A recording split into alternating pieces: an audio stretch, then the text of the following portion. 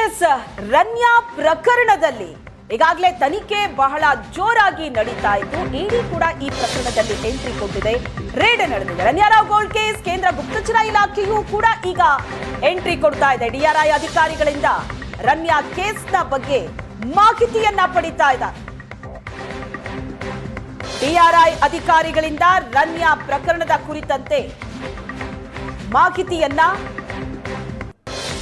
Intelligence bureau ಪಡಿತಾ ಇದೆ. ಮತ್ತು ಅಂತಾರಾಷ್ಟ್ರೀಯ ಸ್ಮಗ್ಲಿಂಗ್ ಜಾಲ ಮಾಹಿತಿ ಕೇಳಿದೆ ಗುಪ್ತಚರ ಇಲಾಖೆ. ದೇಶಕ್ಕೆ ಬರುವಂತಹ ಅಕ್ರಮ ಚಿನ್ನದ ಮೂಲವನ್ನ ಪತ್ತೆ ಮಾಡೋದಕ್ಕೆ ಈಗ ಐಬಿ ಮತ್ತು ರಾ ಮುಂದಾಗಿದೆ.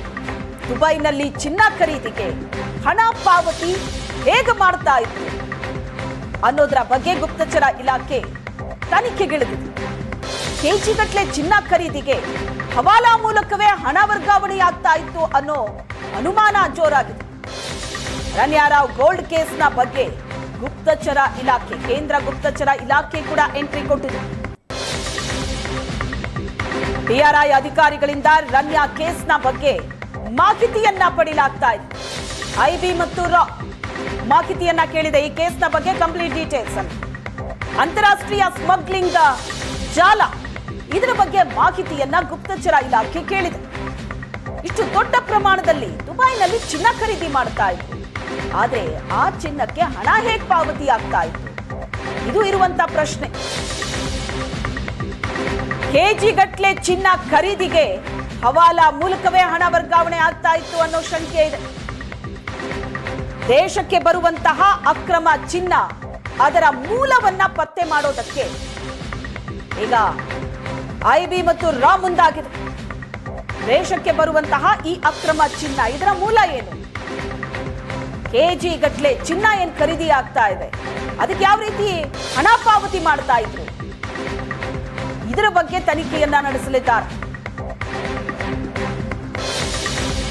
ಕೇಂದ್ರ ಗುಪ್ತಚರ ಇಲಾಖೆ ಕೂಡ ಈಗ ಈ ಪ್ರಕರಣದಲ್ಲಿ ಎಂಟ್ರಿ ಕೊಟ್ಟಿದೆ.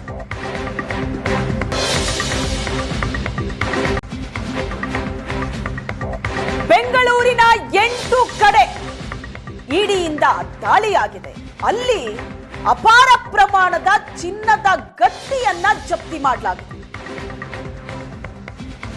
ರನ್ಯಾರಾವ್ ಮನೆ, ರನ್ಯಾ ಪತಿ ಜತಿನ್ ಮನೆ ಮತ್ತು ರನ್ಯಾ ಆಪ್ತ ತರುಣ್ ಮನೆ, ಈ ಮೂವರ ಮನೆ ಮೇಲೆ ದಾಳಿಯಾಗಿದೆ. ಇದನ್ನ ಹೊರತುಪಡಿಸಿದಂತೆ ಇನ್ನೂ 5 ಕಡೆ ದಾಳಿಯಾಗಿದೆ. ಇಡೀ ದಾಳಿಯಲ್ಲಿ ಕಳ್ಳ ಸಾಗಣೆ ಮಾಡಿದ್ದ ಚಿನ್ನವನ್ನ ಅಧಿಕಾರಿಗಳು ಜಪ್ತಿ ಮಾಡಿದ್ದಾರೆ. 8 ಕಡೆ ಇಡಿಯಿಂದ ಬೆಂಗಳೂರಿನಲ್ಲಾದಂತ ದಾಳಿಯಲ್ಲಿ ಅಪಾರ ಪ್ರಮಾಣದ ಚಿನ್ನದ ಗಟ್ಟಿಯನ್ನ ಜಪ್ತಿ ಮಾಡಲಾಗಿದೆ. ಇಡಿ ರೇಡ್ಗೆ ಸಂಬಂಧಪಟ್ಟಂತ ಎಕ್ಸ್ಕ್ಲೂಸಿವ್ ಆದ ಸುದ್ದಿ ಇದು. 8 ಸ್ಥಳಗಳಲ್ಲಿ ಇಡಿ ಬೆಂಗಳೂರಿನಲ್ಲೇ ದಾಳಿ ನಡೆಸಿರೋದು. ರನ್ಯಾರಾವ್ ಮನೆ, ರನ್ಯಾ ಪತಿ ಜತಿನ್ ಮನೆ, ಆಪ್ತ ತರುಣ್ ಮನೆ, ಇನ್ನೂ ದಾಳಿಯಾಗಿದೆ, ಪರಿಶೀಲನೆ ನಡೀತಾ ಇದೆ ಅನ್ನೋದು ಮಾತ್ರ ಬಹಿರಂಗ ಆಗಿತ್ತು. ಆದ್ರೆ ಆ ದಾಳಿಯಲ್ಲಿ ಏನೆಲ್ಲ ಸಿಕ್ಕಿದೆ, ಏನೇನ್ ಜಪ್ತಿ ಮಾಡಿದ್ದಾರೆ ಅಧಿಕಾರಿಗಳು, ಅಪಾರ ಪ್ರಮಾಣದ ಚಿನ್ನದ ಗಟ್ಟಿ ಜಪ್ತಿಯಾಗಿದೆ. ಕಳ್ಳ ಸಾಗಣೆ ಮಾಡಿದ್ದ ಚಿನ್ನವನ್ನ ಅಧಿಕಾರಿಗಳು ಜಪ್ತಿ ಮಾಡಿದ್ದಾರೆ.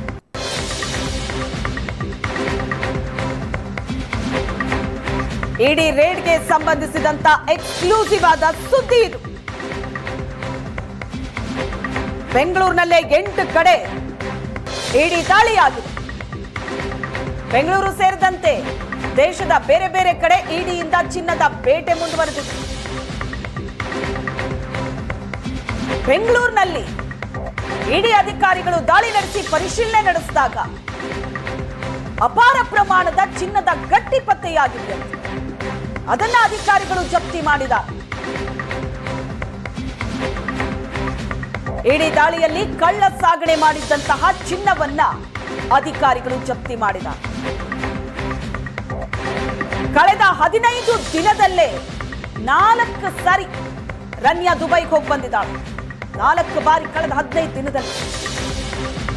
1 ವರ್ಷದಲ್ಲಿ 30 ಸಲ ಈಕೆ ವಿದೇಶ ಪ್ರವಾಸ ಮಾಡಿದ. ಎಲ್ಲೆಲ್ಲಿ ಏನೇನ್ ತಗೊಂಡು ಈಕೆ ಬಂದಿದ್ಲು, ಹಾಗಾದ್ರೆ ಏನೆಲ್ಲ ಅವ್ಯವಹಾರಗಳು ನಡೆದಿದೆ, ಎಷ್ಟು ಮಟ್ಟದ ಸ್ಮಗ್ಲಿಂಗ್ ಆಗಿದೆ, ಮಾಹಿತಿಗಳು ತಿಳಿದು ಬರಬೇಕಾಗಿದೆ.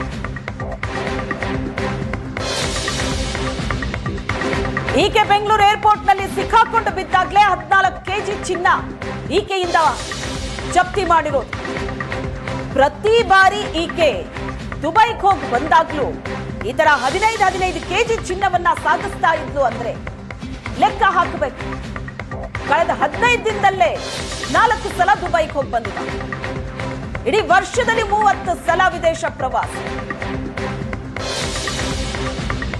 ಈಗ ಹಲವು ಕಡೆ ಇಡಿ ದಾಳಿ ನಡೆಸಿದಾಗ ಪತ್ತೆಯಾಗಿದ್ದು ಅಪಾರ ಪ್ರಮಾಣದ ಚಿನ್ನದ ಗಟ್ಟಿ ಸೀಸ್ ಮಾಡಿದ್ದಾರೆ.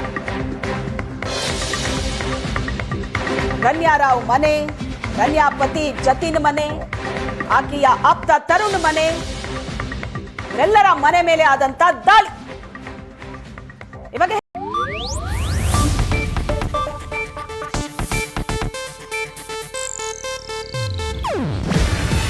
ಇದು ಏಷ್ಯಾನೆಟ್ ನ್ಯೂಸ್ ನೆಟ್ವರ್ಕ್ ಪ್ರಸ್ತುತಿ.